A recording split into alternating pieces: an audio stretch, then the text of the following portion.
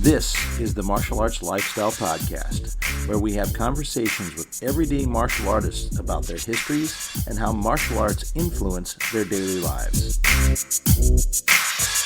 You are listening to the abbreviated version of this podcast, which is the first 20 minutes or so of the show. Please consider supporting the show by subscribing on our Patreon page, www.patreon.com/malmag, and for about the price of one coffee shop coffee per month, you can get access to 4 new podcasts each month, 1 week before their YouTube release dates. You also have access to all of our existing shows, which at this point is about 100 hours of shows for you to enjoy. Individual shows can be purchased at our Gumroad page. That is malmag.gumroad.com. If you're looking for some sticks for FMA, some cool t-shirts, or even a course on Dos Manos, have a stop by martialartslifestylemagazine.com and click on the store tab or on the courses tab for that course. This week I get on Zoom and I connect to St. Louis, Missouri, and I talk with martial artist Jay Repaso. We talk about how Enter the Dragon got him fired up to start martial arts as a kid, how he studied Okinawan Ryukyu Kempo, and of course how he got into the Filipino martial arts and JKD, and much more. Sit back and enjoy.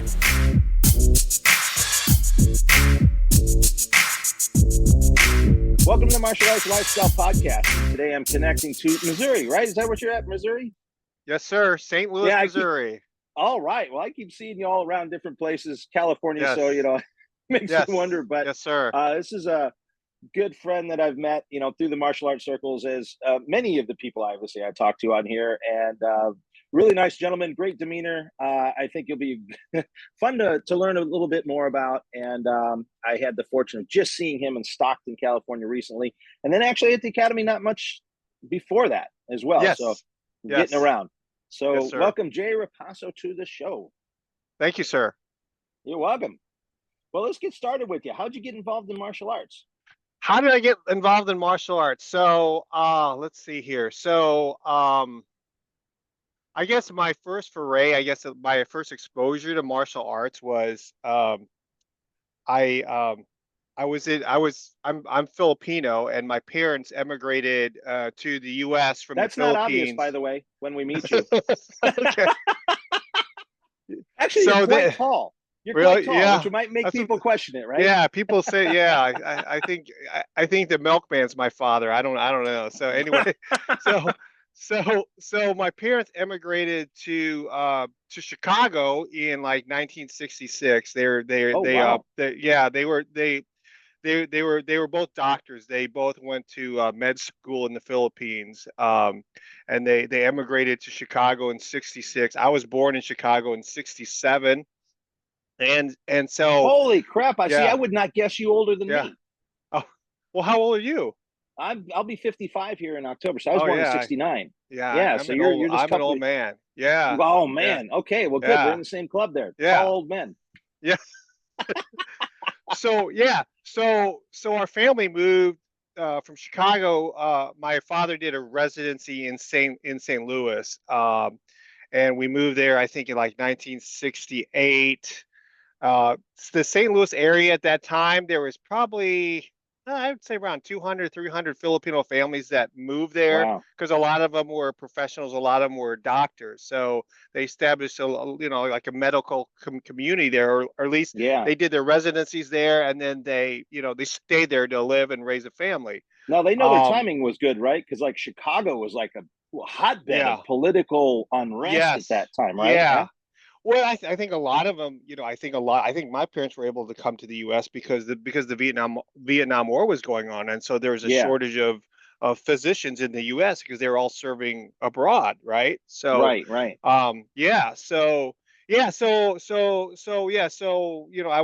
grew up in the St. Louis area, and like we took a trip to the Philippines around like 1974. I was like 5 or 6 years old, and I remember I was sitting in a movie theater with a cousin of mine. I was watching a movie called Enter the Dragon, and this was like that movie. Yes. I saw Bruce Lee. Oh my God, this guy is awesome and phenomenal. And then, as a 5 or 6 year old kid, you started wanting to do karate chops and kicks and stuff Right. like that when I was growing up. Um, so that was my first exposure. I guess when I was in grade school, I did a little Tae Kwon Do, not very long. And then I kind of stopped doing that. I started playing like baseball, basketball, and football for a number of years. And then, like near the end of my high school, I started picking it up again, and I kind of dropped off. And just kind of did martial arts off and on for a number of years. Then I ended up going to a law school in the mid 90s. Actually, let me take that back. I was going to law school in Tulsa, Oklahoma in like 88, 89. And there's a guy there named Terry Gibson, and he had a Yeah. place there. So I started training with That guy. him. Yeah. And actually Terry Gibson was a lawyer also. And Oh, you know what? I yeah, knew that, and I yeah. totally forgot about it. So you reminded me. Yeah, he was a lawyer. He was from Poplar Bluff, Missouri. He was a lawyer. He went to law school at the University of Tulsa, and I think he was a lawyer there. And then the big oil bust happened in the mid '80s, and he Mm. he he decided to do martial arts full time, and so he established a place there. And that's the first place when I was in law school, like my first year, I saw Guru and Guru's wife there. That's the first time I ever seen Guru in a seminar. I mean, that was that was like 1988, Oh, 1989. yeah. It was amazing. And then after that period of time, kind of moved around. I moved back to St. Louis, and I wasn't doing the Inosanto stuff. And then I moved to Michigan, and I was an assistant prosecuting attorney in a county there called Berrien County, Michigan, which is that county is that's the home of Whirlpool Corporation. So Oh, okay. yeah. So I was looking to pick up a martial art there, and there was a martial arts system there called Ryukyu Kempo, and it was Oh, yeah, yeah. George Dillman. So it was about all about PowerPoints and so forth. Yeah, And yeah. so one of the things we had to do is we had to learn all the different or did I say PowerPoint? Pressure Pressure points. points. Yeah, I yeah. don't know why I said PowerPoint. Maybe I was thinking of doing. Anyway, sorry. You're sitting in Pressure your office points. office Yes. stuff. Yes, I'm in my office. So you had to learn the pressure points and so forth, and so I did that for a number of years. I think I reached brown belt, I think, and Wow. then I moved back to St. Louis with my family like 2007, and kind of looking to pick up martial arts again. And so I was looking for a Dillman school in St. Louis, but I couldn't find one. But then I saw Guru had an affiliate school in St. Louis called Apex Martial Arts. So I started training there, and I trained there from like 2008 to about 2015. A guy ran the school, Joe Craig. I don't know if you know Joe Oh, I know Craig. Joe. Yeah, Yeah, I know yeah, Joe very well. yep, Trying to get Joe yeah. on here. In fact, I'm Oh, getting really? on here soon. Yeah. Okay. Well, so Joe and a bunch of the instructors, we sort of had as all martial arts schools, you have a parting of the ways for Yeah. whatever reason or another. And so in 2015, a bunch of us left Apex Martial Arts, and we established a school called Applied Combatives Group. Nice. Yeah. And so like I think you've interviewed Matt Stump before, right? Yeah. Yeah, Yeah. yeah. Yeah. And so so Matt and I and his girlfriend Jen are all in the same school. And Oh, so nice. Okay. yeah, yeah. And so we established that school in 2015. I we have like a board of directors there, which is really all the kind of instructors, and I'm the de facto general counsel of that organization, Aha. whatever the hell that means. So anyway, so Sounds good. yeah, and so there's like, Sounds, could be threatening if you need to yeah, drop that on yeah, somebody. I'm general counsel. exactly, What? yeah.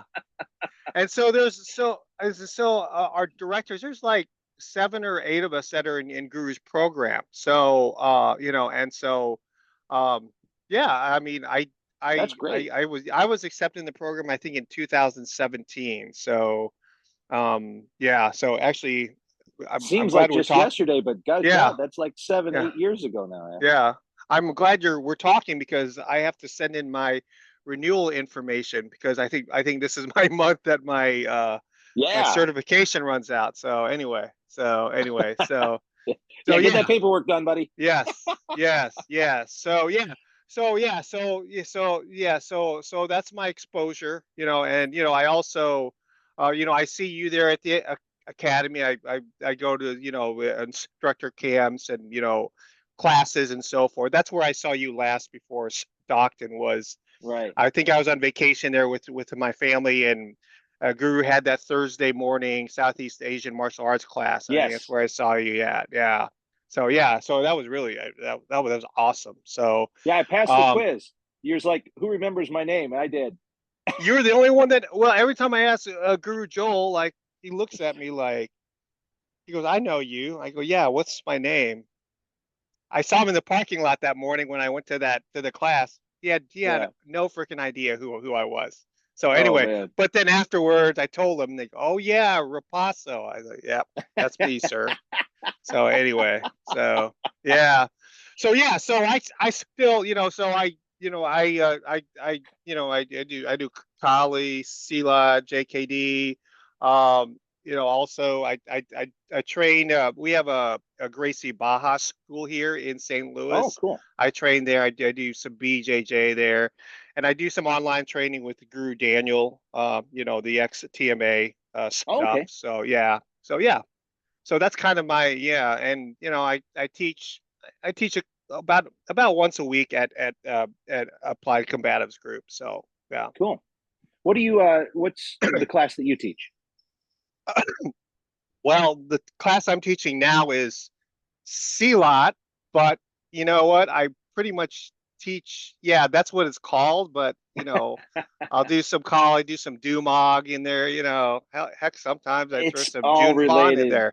It's all Yeah. it's all kind of the same to me, to be quite honest Yeah. with you. So Yeah. Good. yeah. Well, you and I are on the same page there. Yeah. Uh, Krabi Krabong. I'll start doing yeah. some stuff that Guru has been showing the past couple years. So yeah, Yeah, it's exactly. yeah. Well, yeah, I So mean, you do look at Kabika Bong, and it's like, well, don't tell me that's not an angle one, angle two, angle eight, angle one, angle two, angle eight. Like, yes. Yeah. okay, and it's a heavy weapon. Great, I like that. Yeah. I'm a big guy. Yeah. Yeah. Yeah. That's Yeah. cool. I love it. Yeah. Yes. Yes, Um, sir. yeah, it's not. That's it's such an interesting thing when you get into these entanglements online and you see people going, well, how are you doing so many different things? They're like, they're not different things. Yeah. They're different. They're different recipes of meatloaf. I mean, because my Exactly. grandmother, my mother, and my aunt all made meatloaf differently. They're all in the same family, Yeah. but it's all good Yeah. meatloaf. And like I said, I'm not going to get in the argument of which one made the meatloaf better. That's your JKD, right? Or whatever that, Exactly. right? And I know there's My always these JKD is debates. meatloaf. Yeah. Yeah. Yeah. Yeah. There it is. There it is. I kind Yeah. of like it. Yeah, it's Yeah. really cool. Well, that's interesting, and I love the history, and I find it great. It's funny. I remembered your name, but I didn't remember exactly where you're from. Now, Yeah. St. Louis is great. I grew up the river from you, so Moline, Okay. Illinois, where the home office of John Deere is. That's where I grew up. Okay. Okay. Okay. Uh, Yeah. Yeah. Yeah. yeah, Is that born the is here that in the Quad California, but Cities? Is that the yeah, Quad that's it. Cities Quad area? Cities, you got it. So there's Yeah, you like got it. what? Is there Quincy, Illinois, and Quincy is down the river a little bit. That would okay, be that was actually my father's from Peoria, Illinois, which is kind of in the middle, Peoria? and that was considered middle America back in the day. And Yeah. Quincy is, if you go out to the river, that was like when he joined the Marine Corps, that was where his intake I think was in Okay. Quincy. Okay. So Great. yeah, that's Yeah. down the river a little bit, but it's like Rock Island, Moline Yeah. on Okay. the Illinois side, and then Yeah. Davenport, Bettendorf on the Iowa side, Yeah. and Okay. then Yeah. many other little smaller things that aren't quite, I think, population wise considered a city. They're considered a town or a village or whatever, but there's more than four. You say quad, and people are like, well, but there's like seven. I'm like, right. I know. I know, but whatever. But yeah, cool place to grow up, and it's interesting because you're, especially with our similar age, you're kind of looking at different martial art. Yeah. It's a snapshot of what the Midwest was as far as the variety in that time period. You Yes. obviously had plenty of karate, taekwondo. Karate's where I started Yeah. as well, and then there was also in that area, and there still is in the Quad City area, a guy that does that Ryukyu Kempo. Oh, really? Really? Yeah, and I had no idea who he was, and I knew there Okay. was an element there because one of the assistant instructors at Okay. my karate place, he Uh-huh. had gotten in like an auto accident or something, so he wasn't quite as mobile. And he went Okay. from Okinawan Shorin into this Ryukyu stuff, and he Yeah. we ran into him. Me and my buddy ran into him one day at a Nautilus gym or something, Yeah. Yeah. and we were kind of catching up with him, and he broke down one of our Shonryu katas and showed us like the Ryukyu Kempo translations of it. I'm like, wow, that's pretty cool. That's Yeah. pretty neat. So I, Yeah. you know, I have a familiarity with it. It's pretty cool art. So, so it's interesting. The guy when I was studying Ryukyu Kempo, the guy I was studying with, he was, he was a Dillman instructor, but he also he also worked with Remy Priestess and he worked with Oh Wally wow, J. So they were like, I don't know if there's some affiliation there or not, but that's what he kind of branded himself as. At least that's what I saw on his certificate. So, but wow. yeah. Anyway, That's pretty cool. Yeah, yeah, it's interesting, you know, especially when you kind of went from all over sort of like the boundaries of the Midwest. I mean, yeah, St. Louis obviously historically was the gateway to the West, obviously, you know, with yes, the Arch and all that. And then you went up to Michigan and then yeah, out to like Oklahoma, though I don't think they yeah. necessarily consider them Midwest, but that's still, you know, it's That's border, true. right? Yeah, Border. yeah, yeah, yeah, So kind of interesting to hear all the different stories. I mean, yeah. gosh, being around Terry Gibson, that's a pretty historic person in our, Yes, you know, our yes. family. That's Super, super crazy. nice guy. Super, super Yeah. nice guy. Yeah, yeah. And he's still. I think Guru. I think Guru used to see him like there like twice a year, but I think he's Yeah, I only think going there so. once a year now. So Back in the yeah, day. Yeah. yeah, yeah. Because that's like a Tulsa from St. Louis is about a 5, 6 hour drive. So Yeah. yeah. Yeah. I, So I got to hang out there a bit. My brother mm, was working, like, he ended up doing a lot of work for all the like home improvement type stores. So he worked for okay. Home Depot and Menards and Lowe's. Yeah. Lowe's, Menards. all of them. Yeah. Yeah. And so he got put in all these different places. So Yeah. I used to visit him when he lived in Indianapolis, then when he lived in Tulsa, and then when he lived in Branson, Missouri, of all Oh, places. Branson. Really? Yeah, he was there Okay. for a while. So all you know, pretty fun places. I'd been to Branson as a small kid. Yeah. My great aunt and uncle had a summer trailer in Lake of the Ozarks. So we used to do a lot of Okay. summering there. And then I think one summer we decided, you know, go down to Branson and check out like Yeah. Silver Dollar City and that kind of stuff. Yeah. So yeah, it Table was Rock Lake. Yeah, that's exactly. yeah, yeah, yeah, Yeah, yeah, it's cool. I mean, it's cool to kind of have that as a yeah, kid, you know, for back in the sure. 70s and 80s. And but yeah, Tulsa, interesting place. And Terry, like, do you remember that Quest magazine they used to do? Quest magazine. No, what was Yeah, that? it, Yeah, what it was was that like about? it was kind of like a, I guess it looked more like a high end newsletter, but they sold it Hmm. as Quest magazine. I like subscribed to it back in the 90s, Oh, and really? so it was like Okay. a, yeah. I tell you what, man, I will, because you studied there. I've got, I don't think I have every issue of it, but I've Uh-huh. got quite a few, and Okay. I'll PDF them for you. Okay. No, that'd be Yeah, you'll awesome. love it. Yeah, they So did like, what? you So know, so Terry Gibson he published yeah, articles or something? Wow. yeah, Okay. yeah. And they had like stuff on obviously on Gru. They had stuff on like Yeah. Pa Herman and on like Hmm. Ajahn Chai. John Yes. Maidmont from the Academy. It was funny. I was flipping through. I saw him on the cover one. I'm like, hey, and I went teased him John, about it. really? Yeah. Wow. I said, Wow. you look kind of young here, John. He's like, shut up. That's funny. Wow. Yeah.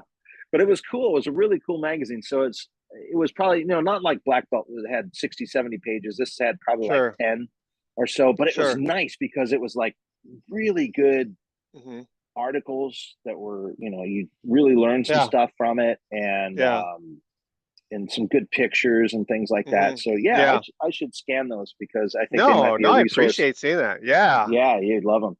And then of Yep. course they had videos. Like I bought uh, probably a handful of his videos back in the day. His Muay Thai one Uh-huh. and some of his Silat ones.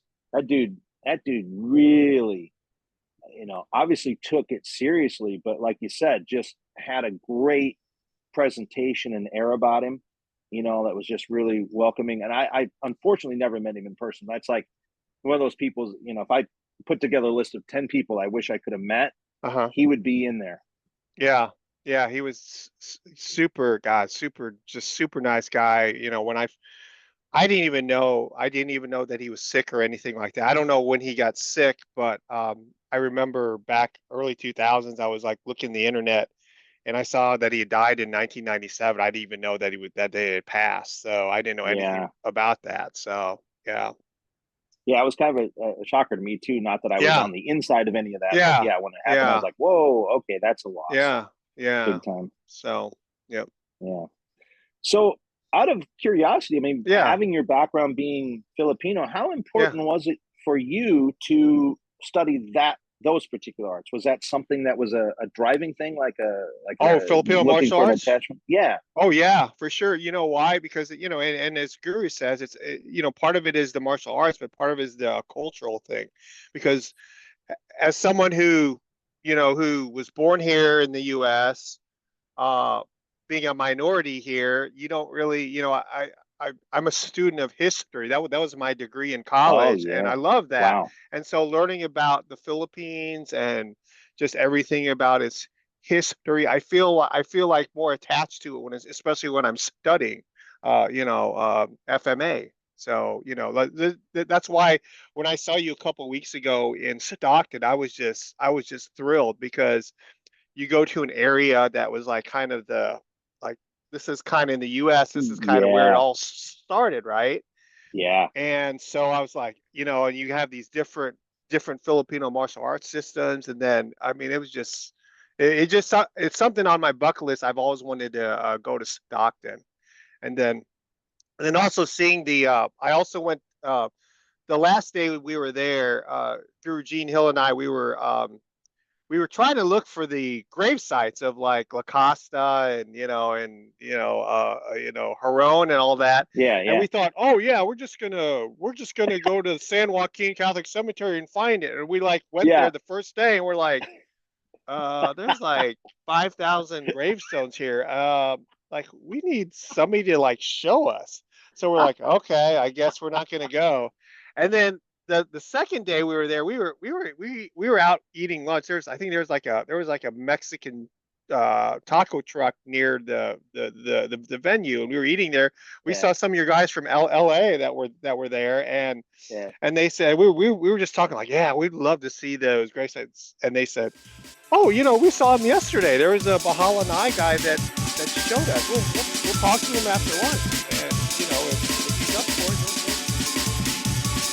And this concludes the abbreviated version of the podcast. Please consider supporting the program by going to www.patreon.com/malmag and subscribing to the show. You can also purchase this individual episode or any individual episode at our Gumroad page. That's malmag.gumroad.com. Thank you for listening to this episode with Jay Repaso. Coming up next week, I connect to Canada and I talk to martial artist Ray McKinnon. Our Malmag online store at martialartslifestylemagazine.com has a full selection of Timmy B's brand sticks for FMA and Krabiker Bong. Timmy B's brand now selling in Japan as well. Beautiful Timmy B's brand shirts and Dos Manos shirts are available with new t-shirt designs and more products coming soon. An online course in the Dos Manos method for FMA is available under the Courses tab. More courses coming soon. Check out the Places to Train tab to find schools near you, and click on the events calendar page to see what seminars and events are happening all around the world. And of course, visit our main page for articles on the martial arts. Music by Jack Al Relic. Martial Arts Lifestyle Magazine and the Martial Arts Lifestyle Podcast are trademarked and copyrighted by TNT LLC.